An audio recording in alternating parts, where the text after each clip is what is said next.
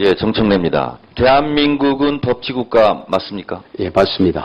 법 중에 으뜸이 헌법 맞습니까? 예, 맞습니다. 대한민국의 모든 법은 헌법 정신에 따라서 법이 만들어지고 집행돼야 되는 거 맞죠? 예, 맞습니다. 네. 그렇기 때문에 헌법재판관은 어느 누구보다도 도덕적 리더십을 가져야 되겠죠? 예, 그렇습니다. 민주화 이후의 민주주의란 책을 쓴 최장집 교수의 책에 보면 민주화된 이후에 우리 사회 지도층의 주된 리더십은 도덕적 리더십이라고 얘기했습니다. 왜냐하면 사회적 이해와 갈등이 충돌하는 것을 조정하고 타협해야 되기 때문에 그것을 조정하는 사람의 도덕적 리더십이 없다면 그 자격이 없다라는 뜻입니다. 예. 그렇기 때문에 안창호 우리 헌법재판관 후보자의 도덕적 리더십을 검증해 보도록 하겠습니다. 예. 공직자윤리법에 의하면 재산신고를 성실하게 하게 되어 있습니다. 그런데 2007년도부터 2011년도까지 모친의 재산이 0원으로 되어 있습니다. 그런데 그 후에 재산신고한 것을 보니까 장모에게 2천만 원, 처남에게 1천만 원을 환수받아서 모친 채무 3천만 원을 이렇게 변제했다고 됐습니다. 다시 말해서 어머니의 재산이 3천만 원이 있었는데 계속 신고를 안 하다가 나중에 신고한 겁니다. 적어도 2007년도부터 10년도까지 4년 동안은 재산 신고를 누락한 겁니다.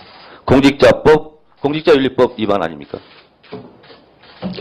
이 부분에 대해서는 제가 한번 확인해 보도록 하겠습니다. 알겠습니다. 예, 그리고 우리 후보자의 부인 하모 씨인데요. 이분이 재산 상속을 받았습니다. 신길동에 있는 복합 건물인데 보상을 얼마를 받았냐? 5억 7천만 원을 받았습니다. 그런데 재산 신고는 3억 5,400만 원을 했습니다. 1억 5,300만 원을 재산 신고에서 역시 누락했습니다. 예, 이 부분은 제가 말씀을 드리도록 하겠습니다. 우선 이게 신길동에 있던 저의 처갓집에 좀 빨리 말씀해 주세요. 예, 저희 집사람의 상속분이 총액으로는 제가 지금 구체적인 계산은 안 했습니다만은 네. 10 얼마 정도 됩니까? 제가 말씀드릴게요. 예. 7분의 2였습니다. 예, 7분의 2입니다. 2에 해당되는 것이 5억 700만 원이었는데 재산 신고는 그렇게 그런데 보상을 받아놓고 그게 왜 그러냐면은요. 네. 저희 처갓집에 그 집에 전세 살던 사람들이 있습니다. 그 보상금 중에서 전세 살던 사람들 또 채권자 압류된 사람들 있지 않습니까? 이런 것은 빼고서 저희한테 설령 3억 5천 정도 왔습니다. 그거는 제가 다시 확인하겠습니다. 오후질의 때. 그런데 예. 그렇다 할지라도 보상가액을 그대로 신고하게 되어 있습니다. 그런데 그렇게 해서 빠진 부분을 기재하지 않았어요. 성실 신고 의무는 적어도 위반한 겁니다. 그게 보상가를 신고하도록 되어 있습니까? 아니, 저희가 수령한 거는 신고를 저희가 정확하게 했습니다. 그건 저희가 수령한 것을 신고하게 되고 그리고 신고한 것에서 이렇게 나머지 부분이 빠졌다는 것을 신고해야 되는데 그게 없습니다. 자, 다음 보겠습니다. 자, 장모님께서요, 고시원을 샀습니다. 오산시에 21억짜리를 샀어요. 근데 장모님은요, 지금 아드님, 그러니까 처남이죠. 푸른뜨리라는 인조잔디가는 회사를 해서 그 회사가 지금 거의 부도 상태입니다. 지급불능 상태예요. 기업평가에서 D급을 받았어요. 임금이 체불돼 있어요. 장모님은 현재 강서구 화곡동에 1억 2천 정도의 빌라에 살고 있습니다. 돈이 없어요. 근데 오산시에 21억 건물을 샀어요. 자, 금융부채 등을 다 융자금을 빼더라도 5억 5천밖에 없어요, 돈이. 보상받은 거에서. 그런데 21억짜리 건물을 샀어요. 자, 장모님이 현재 살고 있는 강서구 화곡동 1억 남짓 한 전세입니다. 그런데 21억짜리 오산시 고시원 9층 건물을 소유하고 있어요. 보통 고시원 건물을 이렇게 매입을 하면 9층에 본인이 삽니다. 본인이 살 능력이 없습니다, 지금. 금융 상태가. 그래서 204호에 살다가 강서구 화곡동으로 이사를 갔어요. 자, 그런데 중요한 것은 우리 후보자님 사모님께서 올해 3월 21일 날 매매 예약 계약서를 씁니다. 이 장모님 소유의 21억 고시원 건물을 4억만 주면 우리 후보자 사모님 명으로 등기 이전되게 돼 있어요. 그리고 이전은 하지 않은 상태, 매매 예약 계약 상태입니다. 그리고 어머니와 딸이 이렇게 매매 예약 계약서를 작성했습니다. 이 부분 좀 설명을 해도 되겠습니까? 조금 한 다음에 설명해 주세요. 그리고 8월 29일 날 후보자 추천을 받습니다. 근데 딸이 어머니에게 1억 2천 농지에 대해서 근저당 설정했다. 그날 풉니다. 인사청문회 대비죠. 그리고 2011년 10월 14일 날 2억 5천만 원을 딸이 어머니에게 빌려줬다라는 건데 그때 차용증은 안 씁니다. 그리고 인사청문회 대비해서 8월 30일 그 다음 날이죠. 추천된 다음 날 이렇게 사실 확인서 2억 5천을 주고받았다. 이렇게 작성해서 제출한 겁니다. 저는 오후에 다시 질의하겠습니다만 21억 장모님 소유로 되어 있는 그 실제 소유자가 우리 후보자의 사모님이다. 저는 이렇게 추정합니다. 그건 아닙니다. 자, 그리고 하나 더 여쭙겠습니다. 이분 기억하십니까? 예. 강금원 회장입니다. 예.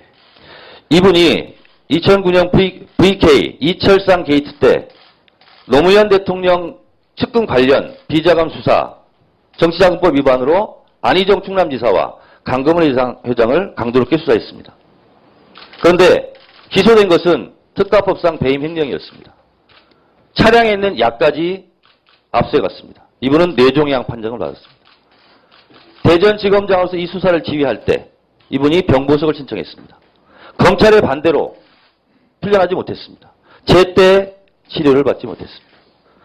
본인이 후원했던 노무현 대통령 장례식장에서 울고 있는 강금원 회장, 그리고 얼마 후에 이분도 검찰에 피도 눈물도 없는 매정한 그런 조치에 대해서 이분도 오래 돌아갔습니다. 이분 소문 다 했습니다. 그때 제가 돌아가신 고인에 대해서 먼저 애도의 마음을 표합니다. 제가 그분 돌아가셨을 때 못 가봤습니다만은 그때 저희가 구속할 때라든지 병보석을 신청할 때에는 그때 여러 군데의 자문을 받았습니다. 그 자문을 받고 그 자료와 이런 것을 법원에 제출했고 법원에서도 그에 기초해서 저희와 같은 판단을 한 겁니다. 그 점 유념해 주시고요. 그리고 저희 집사람의 그 부동산 거기에 대해서는 그건 전혀 증여나 저희 집사람 건 아닙니다. 저는 사실 그 장모님하고 저희 집사람 관계 속에서 돈이 오가는 거, 구체적으로 오가는 거, 다만 그 3억 5천을 받은 다음에 세금 등을 내고 그 다음에 2억 5천 정도를 장모님께 보내드리고 그거를 채권 채무 관계로 저희가 정리를 했습니다. 그런데 그 채권 채무 관계를 정리하면서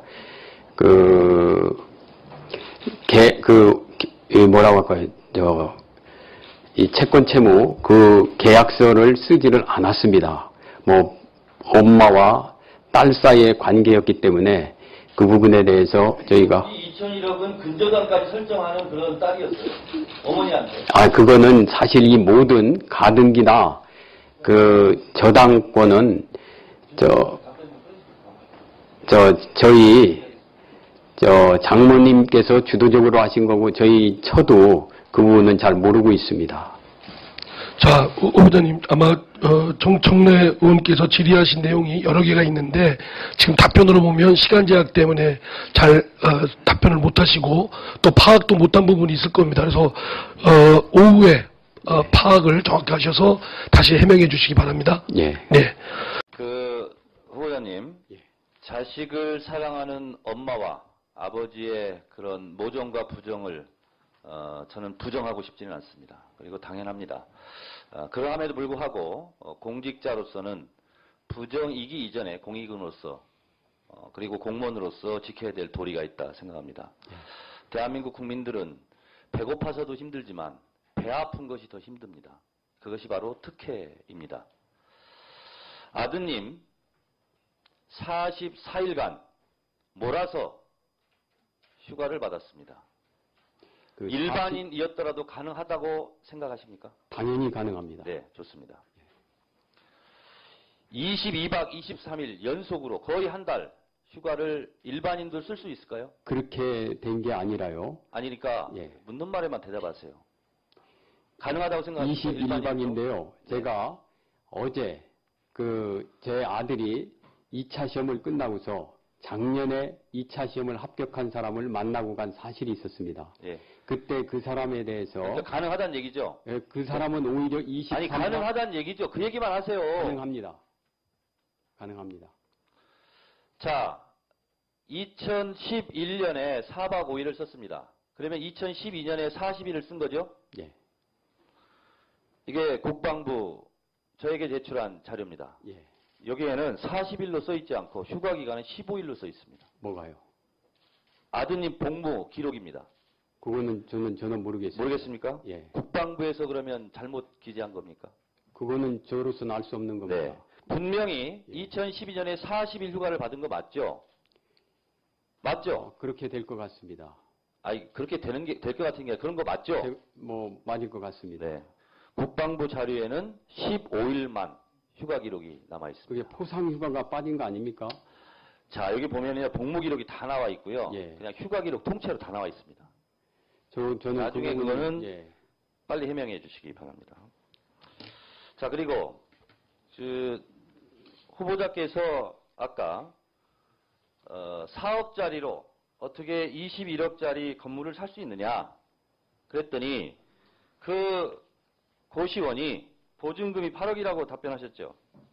저는 구체적으로는 모르지만 대충 서면으로도 이렇게 와 있습니다. 예, 보증금이 예. 아까 유성엽 의원 질문에도 예.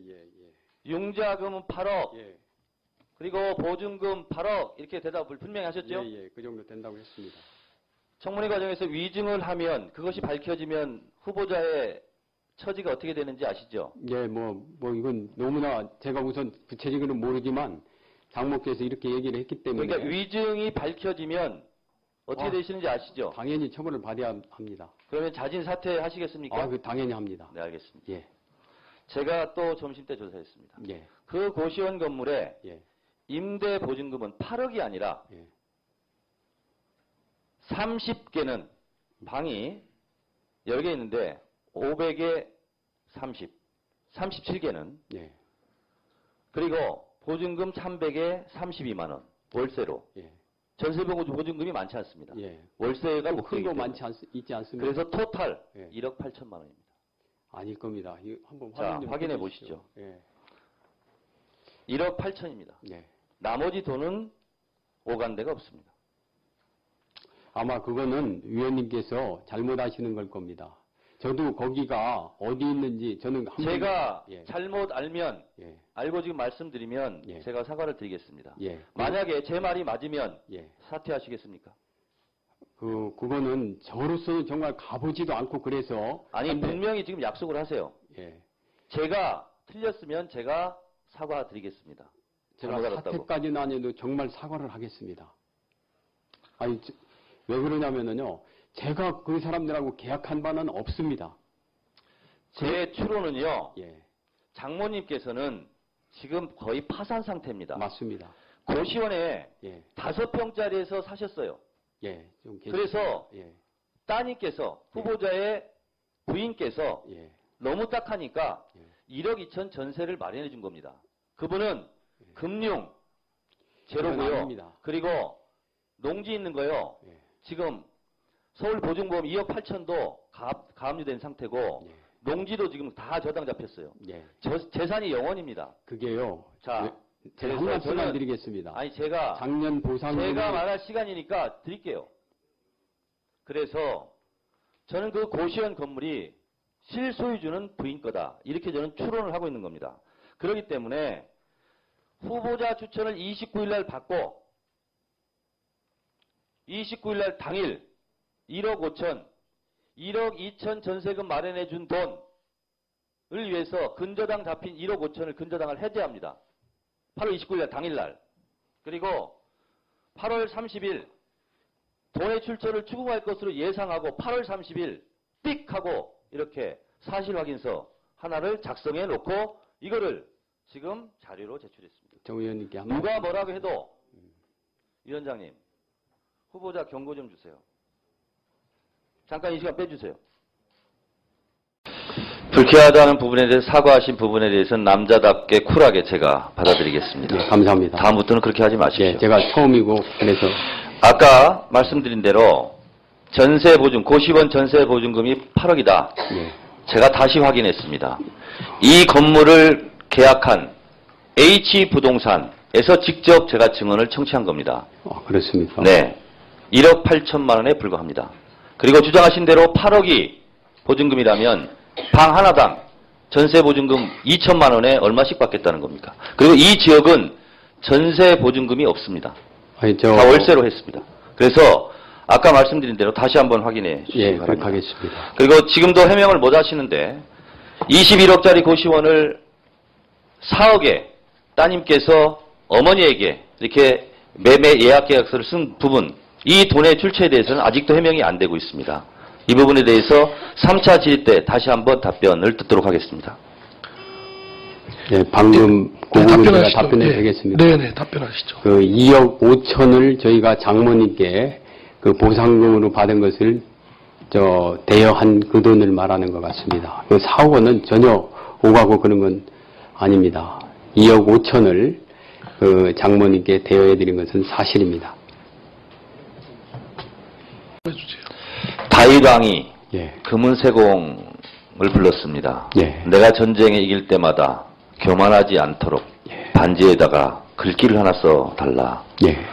금은세공업자는 무슨 말을 써야 될지 몰라 그의 아들 후에 왕이 된 솔로몬한테 갔습니다. 솔로몬이 이렇게 조언합니다. 이 또한 지나가리라. 기억하시죠? 그 부분 성경에 예, 성경에 있으니까 참 예. 제가 많은 분들이 예. 이 문구를 인생의 좌우명으로 삼기도 합니다. 예. 이 또한 지나가리라. 이것은 교만에 빠지지 않고 예. 그리고 내가 어떤 지위에 있든 간에 예. 항상 낮은 곳으로 임하라는 그런 예수님의 하나님의 말씀 예. 중에 하나의 사례일 겁니다. 예. 우리 후보자께서 고검장이라는 예. 어떻게 보면 권력자죠. 그리고 모르겠습니다만 헌법재판관으로 갈지 안 갈지는 모르겠습니다. 예. 나는 어쨌든 이 또한 다 지나가는 사안이겠죠. 예. 후보자께서는 아까 범법자를 처벌할 때도 눈물을 흘리는 그런 검사로서 노력했다 이렇게 얘기합니다. 이 사진은 노무현 대통령의 평생 혼자였던 강금원 회장이 감옥에 있다가 다시 풀려나서 잠깐 풀려나서 노무현 대통령 빈소에 조문하고 나오면서 흘렸던 눈물입니다. 그 장면입니다.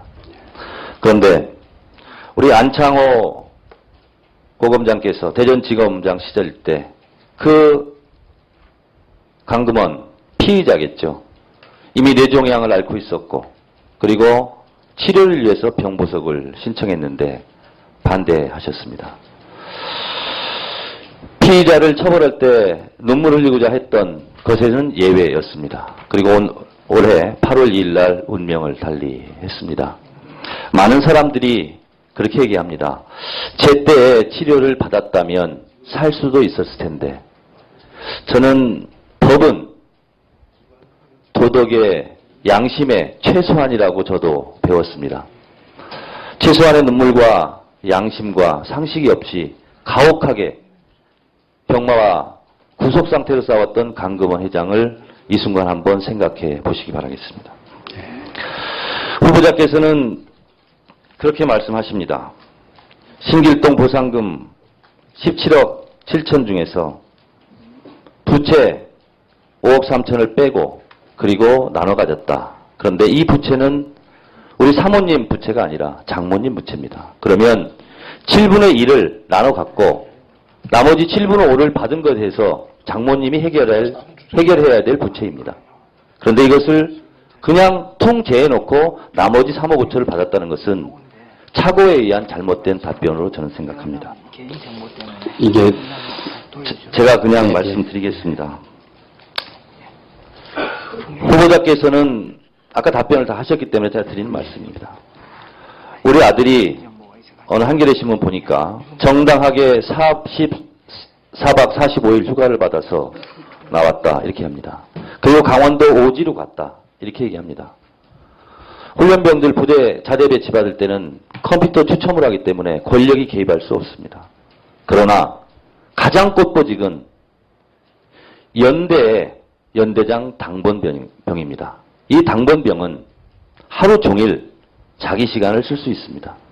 저희 보좌관도 이런 얘기를 합니다. 그 연대장 부인이 박사 논문 쓸 때 도와주라고 해서 도와줬다고 그럽니다. 휴가를 연속으로 가는 경우가 없었는데 그 부대장의 연대장의 사모님 논문을 도와주기 때문에 연속으로 휴가를 받고 나서 기무사에서 조사받았다고 그럽니다. 그런데 후보자의 아들은 조사받은 적도 없고 당겨서 몰아서 45일간 휴가를 받았다고 그러는데 법적으로는 문제가 없을 수 있습니다. 전 고검장의 자녀가 아니었다면 일반 감남을려의 자녀였다면 과연 그런 혜택을 받을 수 있었을까? 그것이 위법은 설령 아닐지라도 과연 그것이 가능했을까? 저도 민주화운동 과정 속에서 2년간 감옥살이를 했습니다. 배가 고파서 빵값을 벌기 위해서 공중전화박스 통을 두들겨서 1,700원을 훔쳤다고 해서 징역 10개월을 받고 살고 있는 소년수를 보았습니다. 후보자께서는 웬일인지 잘 모르겠다 이렇게 얘기하지만 엄밀한 말씀을 드리면 어쨌든 4억으로 매매 예약을 했습니다. 이거는 일반인이 이렇게 했다 그러면 저는 아마 검찰에서 수사했을 게 뻔합니다. 그리고 또 만약에 우리 당 박지원 원내대표가 그 부인이 이런 사실이 있다 검찰이 가만뒀겠습니까? 일단 파고 보겠죠. 그러나 안창호 후보자의 말씀은 나는 잘 모르겠다. 우리 집사람도 잘 모르겠다. 세상은 법을 알고 짓는 범죄도 있지만 법을 잘 모르고 짓는 범죄도 있습니다. 선생님이 교실에서 어떤 아이를 편애했을 때 그 선생님은 선생으로서의 권위를 잃습니다. 아이들은 공정하지 않다고 생각합니다. 형평성이 없다고 생각합니다. 그렇기 때문에 법은 공정해야 되고 형평성이 있어야 됩니다. 이중잣대가 있는 한 그 어느 누구도 법에 대해서 승복하기 어려울 겁니다. 오늘 안창호 후보자의 재산 상태를 보면서 그리고 3억 누락한 것은 결과적으로 누락입니다. 만약에 우리 국회의원들이 총선 과정에서 고의든 실수든 재산을 누락하면 검찰 조사를 받습니다. 그리고 100만 원 이상 벌금을 받으면 국회의원직을 상실합니다. 이런 형평성과 공정한 잣대가 우리 안창호 후보에게도 똑같이 적용되어야 된다고 생각합니다. 저는 그것이 비록 위법이든 아니든 그걸 떠나서 공정하지 못한 사회 그리고 권력층 특권층이 자녀들이 혜택을 받는 것 이런 부분에 우리 국민들은 더 분노하고 있다고 생각합니다. 제가 이 발언한 부분에 대해서 하실 말씀. 예, 방금 3억 누락이라는 부분은 뭐를 말씀하시는 겁니까? 모친 재산 신고. 모친요? 3천만 원요? 3천만 원. 아, 그거는 저 제대로 신고가 다 돼 있습니다. 예, 그리고 그 부분은 제대로 신고가 돼 있고 아들 문제에 대해서 자꾸 특혜로 말씀을 하시는데 작년에 우리 아들이 이번에 2차 시험을 끝나고서 자기가 어떻게 사실은 이번에 준비를 못한 상태로 시험을 봤습니다. 그 전방은 훈련이 굉장히 많습니다.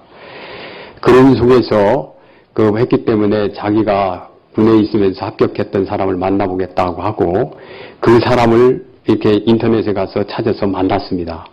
그런데 그 사람은 아까 이제 우리 위원님께서는 한꺼번에 40며칠이라고 하는데 1차로 10며칠, 2차로 20며칠, 20일인가 받았습니다. 그런데 그 친구는 23박 24일을 받았답니다. 이거는 육군에서 사람들이 자꾸 군대 안 오려고 하기 때문에 군대에서도 이렇게 사법시험을 합격하고 있다. 이런 거를 위해서 육군에서 홍보도 하고 또 이거를 장려하는 분위기입니다. 한번 알아보시면은 제가 알기로는 그렇게 알고 있거든요. 그런 장려하는 분위기에서 저희 아들이 후반부에 받은 거는 특히 지금까지는 어떻게 뭐 특혜로 보일지 모르지만 이제는 걔는 그거 못 나옵니다. 휴가를. 후반부에 받을 거를 미리 땡겨서 받은 것일 따름입니다. 그리고 거기가 전방이기 때문에 훈련이 굉장히 많습니다. 전방이기 때문에 훈련이 많고 훈련이 많기 때문에 포상휴가가 후방보다는 훨씬 많습니다. 훈련이 없습니다.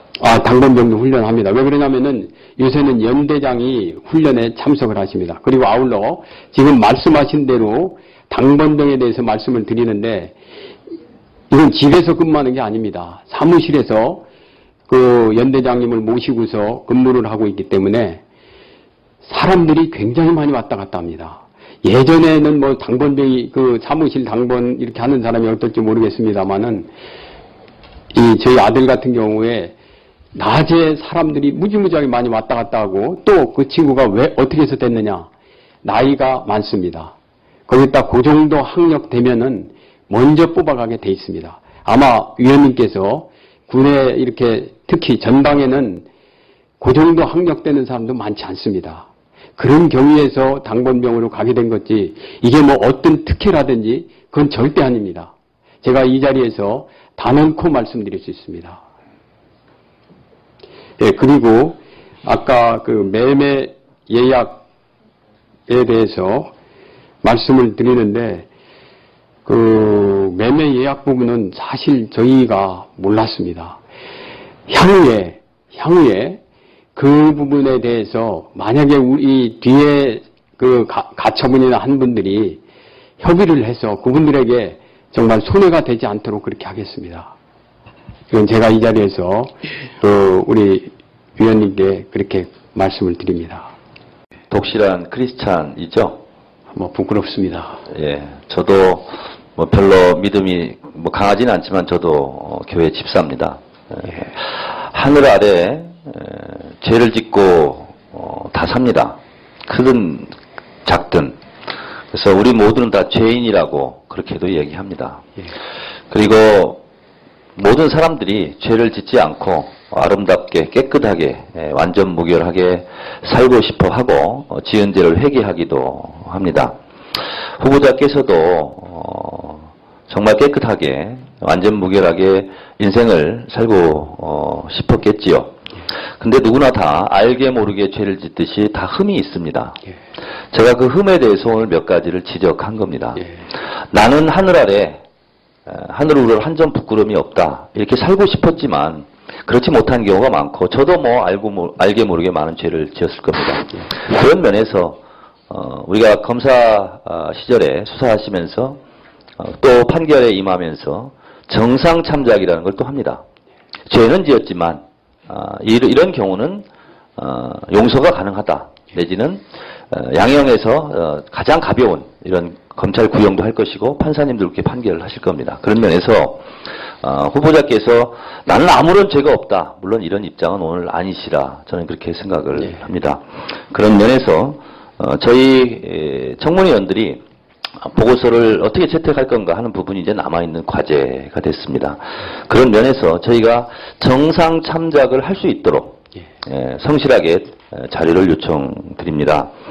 아까 이 부분은 우리 후보자께서는 억울할 수 있습니다. 나는 모르는 일이고 우리 부인도 모르는 일이다. 근데 만약에 부인 모르게 이게 작성이 됐다면 장모님은 적어도 공문서 위조는 해당되는 겁니다. 그렇다고 해서 저희가 장모님을 그게 어떤 문서죠? 매매 예약 계약서요. 매매 예예예. 그래서 장모님을 뭐 탓하고 그럴 생각은 전혀 없습니다. 근데 어떻게 해서 이것이 작성됐는지 내일 가급적이면 오전 10시까지 작성해 주시면 좋겠고요.